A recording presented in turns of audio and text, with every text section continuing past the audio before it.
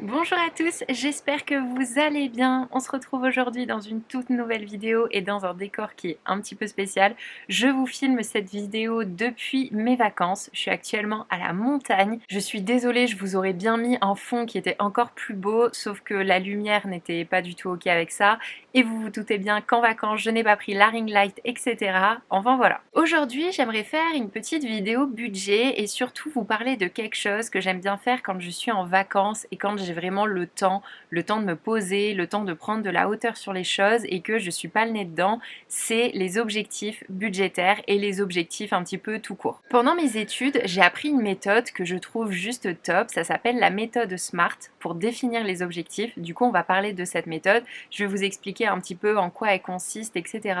Et vraiment, c'est une méthode que j'applique au quotidien, que ce soit aussi bien personnellement que professionnellement.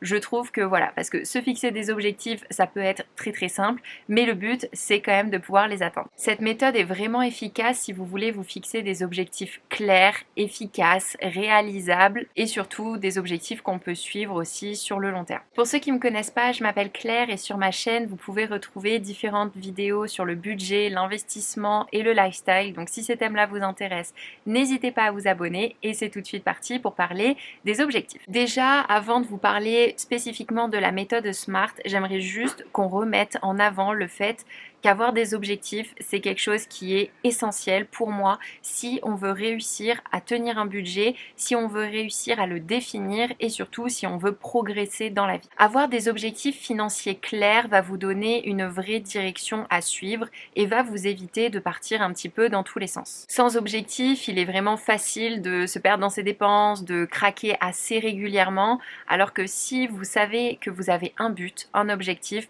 forcément vous allez y penser et donc moins craquer. Avoir des objectifs, c'est aussi une source de motivation parce que quand vous allez les suivre et quand vous allez voir que tout ce que vous mettez en œuvre au quotidien fonctionne, forcément ça va vous redonner une source de motivation et ça va vous aider à aller encore plus vite et encore plus loin. Avoir des objectifs financiers, ça va aussi vous permettre de mieux gérer votre budget étant donné que vous saurez exactement, notamment grâce à la méthode SMART, où répartir votre argent et comment le répartir pour justement atteindre ces objectifs. De mon sens, je pense qu'il faut y avoir vraiment trois types d'objectifs déjà avant de passer un petit peu dans la méthode SMART.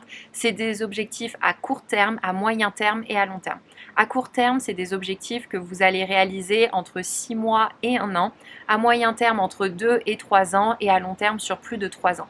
Pourquoi il va être hyper important de dissocier ces objectifs-là? Parce que forcément, vous n'allez pas mettre la même durée et donc derrière, vous n'allez pas avoir la même capacité d'épargne. Il y a des objectifs très long terme qui peuvent être des objectifs de vie, vraiment des objectifs uniques, alors qu'il y a des objectifs, si c'est vous acheter une nouvelle paire de chaussures, vous allez sûrement pouvoir le faire au bout de 6 mois ou au bout d'1 an. Enfin voilà, après, il va falloir remettre aussi un petit peu de l'importance, mais je trouve ça hyper important, notamment quand on est en vacances, quand on a du temps, de prendre de la hauteur sur sa situation parce que au quotidien, je trouve qu'il y a trop de sources de distraction. C'est-à-dire que même si on sait entre guillemets où est-ce qu'on veut aller, on peut vite être distrait par ah ben tiens si je faisais ci, si je faisais ça. Je vous prends par exemple notre cas là, on s'est dit qu'on partait en vacances cet été sans dépenser beaucoup d'argent. J'avais pas d'objectif hyper précis, mais là ben voilà, on finit une randonnée et on a été se payer une petite crêpe. C'est pas quelque chose qui rentre dans mes objectifs de vie. Oui, c'est un petit plaisir, mais ça peut potentiellement me faire retarder certains objectifs, alors que clairement, des crêpes et des gâteaux, on en a à la maison. Mais vous voyez, c'est bien aussi de se reposer et de se redire, non, là vraiment c'est trop. Notamment, vous le savez, ces derniers mois, au niveau de mon budget course, j'ai tout explosé. Je suis en moyenne à 250 euros par mois. C'est ridicule. Vraiment, je n'ai pas à manger pour 250 euros par mois. Je peux manger très bien et très sainement pour beaucoup moins. Donc, il faut que je reprenne de la hauteur, que je comprenne ma situation et parce que notamment j'ai des objectifs moyens et long terme qui ont besoin de finances et du coup il faut que j'arrête de craquer sur des petites choses du quotidien. Bon, maintenant qu'on a parlé de l'importance d'avoir des objectifs court, moyen, long terme, l'importance de se fixer des objectifs que ce soit financiers ou dans la vie, on passe à la méthode SMART. Vous allez voir, elle change la vie. Bon, SMART déjà, qu'est-ce que ça veut dire? Spécifique, mesurable, atteignable, réaliste et temporel. Pour vous expliquer un petit peu toutes les lettres, le S de spécifique va être la définition d'un objectif clair et précis. C'est-à-dire, je pars en vacances, je dois économiser de l'argent. Non, je pars en vacances, il me faut 500 euros. c'est un objectif spécifique. Ensuite, mesurable, c'est-à-dire que vous allez pouvoir le suivre au fur et à mesure des mois pour vous rendre compte de l'épargne que vous avez réussi à constituer durant les mois. Atteignable, c'est tout simplement avoir un objectif qui est réaliste. Si par exemple vous voulez demain partir en vacances et vous vous dites il me faut 3 000 € dans 6 mois alors que vos revenus et votre capacité d'épargne ne le permet absolument pas, c'est pas la peine en fait. Ça va juste être un objectif que vous ne pourrez jamais atteindre et ça va vous déprimer. Il faut quelque chose qui soit atteignable. Pour ça, vous pouvez regarder ce que précédemment vous avez pu faire sur différents points ou alors tout simplement vous dire voilà, je suis prête à avoir une capacité d'épargne de temps et donc je le répartis comme ça. Réaliste, ça va surtout être en lien avec votre vraie capacité d'épargne financière. C'est-à-dire que pareil, ça sert à rien de vous dire du jour au lendemain, je vais économiser 500 € si à l'heure actuelle vous gagnez 1000 €. C'est pas possible. Donc il faut vraiment rester réaliste, réussir à adapter ses objectifs en fonction de son budget, en fonction de ce qu'on sait faire, parce que si c'est pas réaliste, ça sera pas atteignable et ça sert à rien. Et ensuite, le T pour temporel, c'est se fixer une date de fin. Ça, c'est hyper important parce que si vous ne vous fixez pas de date de fin, si vous dites oui, bon, c'est pas grave, au pire, je rajoute 6 mois, non. Vous avez un objectif de temps tous les mois jusqu'à telle date. C'est tout. Du coup, juste pour vous refaire un petit peu tous mes objectifs, je vais notamment vous parler de moi, ceux que j'ai définis. Peut-être que ça va vous aider à vous définir les vôtres, notamment au niveau de mon enveloppe Noël. Comme vous le savez, tous les mois, du coup, j'épargne au niveau de mon enveloppe Noël. Pourquoi je le fais? Parce que chaque année, je sais que Noël est une énorme galère pour moi, parce que cette année, j'ai plus de revenus, donc j'ai aussi envie d'aider ma famille à potentiellement participer aux courses, etc.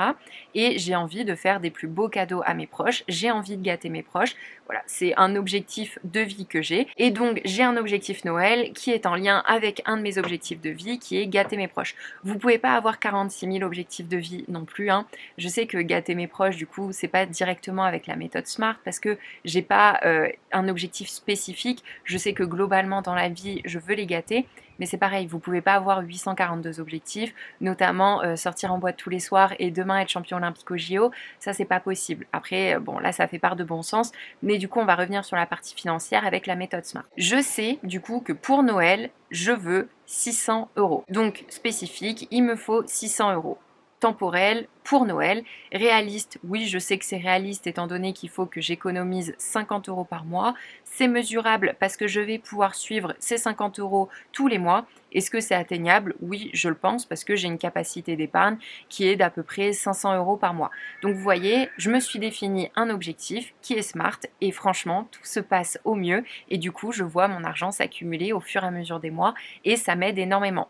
Il y a d'autres enveloppes sur lesquelles je n'ai pas d'objectif précis. Je sais que j'ai un objectif d'épargne, mais vous voyez ces enveloppes-là, du coup, c'est plus difficile pour moi de les suivre, notamment au niveau de mon enveloppe santé. Je mets tous les mois 20 € dedans, mais c'est plus de l'épargne en cas de coup dur. Je n'ai pas d'objectif spécifique. Quand je voulais atteindre mes 10 000 € de fonds d'urgence, notamment pour moi, je pense que ça c'est un des points les plus importants dans la vie et c'est là où il faut que vous soyez justement sur la méthode SMART, c'est avoir un réel fonds d'urgence. À l'heure actuelle, mon fonds d'urgence, vous le savez, j'ai acheté une voiture, il était de 10 000 €, j'ai pu grâce à lui payer ma voiture en cash. Maintenant, je n'ai plus cet argent et je mets tous les mois 150 € pour atteindre d'ici 4 ans mon nouvel objectif. Si demain je peux mettre 300 €, c'est pas pour autant que je vais me bloquer, j'atteindrai juste mon objectif plus tôt. Mais je sais que dans grand maximum 4 ans, il faut que j'ai de nouveau mes 10 000 €. Donc là aussi, objectif SMART.